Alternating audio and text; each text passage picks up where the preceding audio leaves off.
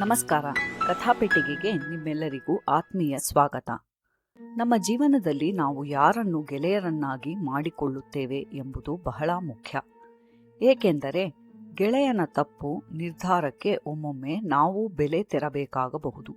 ಸಾವಿರಾರು ವರ್ಷಗಳ ಹಳೆಯದಾದ ರಾಜಹಂಸ ಮತ್ತು ಗೂಬೆಯ ಈ ಕಥೆ ನಮಗೆ ಇದನ್ನೇ ಕಲಿಸುತ್ತದೆ.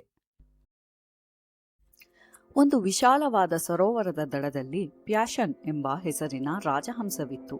ಅದು ತನ್ನ ದಿನಗಳನ್ನು ಬಹಳ ಸಂತೋಷದಿಂದ ಕಳೆಯುತ್ತಿತ್ತು.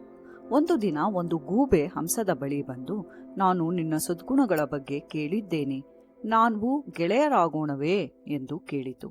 ಹಂಸವು ಮೃದು ಸ್ವಭಾವದ ಪ್ರಾಣಿಯಾಗಿದ್ದರಿಂದ ಗೂಬೆಯ ಕೋರಿಕೆಯನ್ನು ಒಪ್ಪಿ ಸ್ನೇಹ ಬೆಳೆಸಿತು.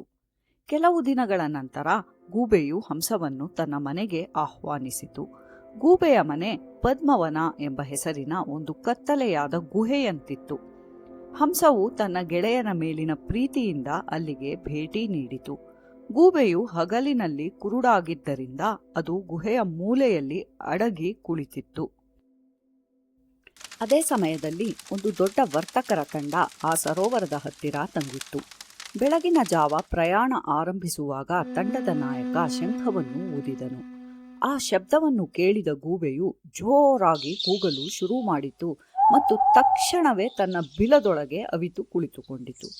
ಗೂಬೆಯ ಕೂಗನ್ನು ಕೇಳಿದ ನಾಯಕನು ಅದು ದುಶ್ಶಕುನ, ಇವಿಲ್ ಓಮೆನ್ ಎಂದು ಭಾವಿಸಿ ಆ ಶಬ್ದ ಬಂದ ಕಡೆಗೆ ಬಾಣ ಬಿಡಲು ತನ್ನ ಬಿಲ್ಲುಗಾರನಿಗೆ ಆದೇಶಿಸಿದನು.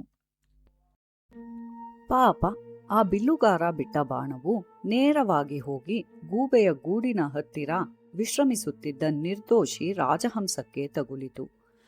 ಗೂಬೆಯು ಬಿಲದೊಳಗೆ ಸುರಕ್ಷಿತವಾಗಿತ್ತು, ಆದರೆ ಹಂಸವು ಅಲ್ಲಿಯೇ ಪ್ರಾಣ ಕಳೆದುಕೊಂಡಿತು. ಪ್ರಾಚೀನ ನೀತಿಯು ಇದನ್ನು ಹೀಗೆ ಹೇಳುತ್ತದೆ: ಅಕಾಲಿಕ ಮಾತು ಮತ್ತು ತಪ್ಪಾದ ಸಮಯದಲ್ಲಿ ಮಾಡುವ ಕೆಲಸಗಳು ವಿನಾಶಕ್ಕೆ ಕಾರಣವಾಗುತ್ತವೆ. ಇಂದಿನ ಪಾಠ: ಗೆಳೆಯರ ಆಯ್ಕೆ. ನಮಗೆ ಸರಿಹೊಂದುವ ಗುಣವಿರುವ ಜೊತೆ ಮಾತ್ರ ಸ್ನೇಹ ಮಾಡಬೇಕು. ಸಮಯ ಪ್ರಜ್ಞೆ: ಯಾವಾಗ ಮಾತನಾಡಬೇಕು ಮತ್ತು ಯಾವಾಗ ಸುಮ್ಮನಿರಬೇಕು ಎಂಬ ವಿವೇಚನೆ ಇಲ್ಲದವರ ಸಂಘ ಅಪಾಯಕಾರಿ. ನಿಮ್ಮ ಸುತ್ತಲಿರುವವರನ್ನು ಗಮನಿಸಿ. ನಿಮ್ಮ ಸಂಘವು ನಿಮ್ಮನ್ನು ಪ್ರಪಾತಕ್ಕೆ ತಳ್ಳದಂತೆ ಎಚ್ಚರ ವಹಿಸಿ. ಇದು ಕಥಾಪೆಟ್ಟಿಗೆಯ ಇಂದಿನ ಸಂದೇಶ. ಇಷ್ಟವಾದರೆ ಫಾಲೋ ಮಾಡಿ ಮತ್ತು ಶೇರ್ ಮಾಡಿ. ಧನ್ಯವಾದಗಳು.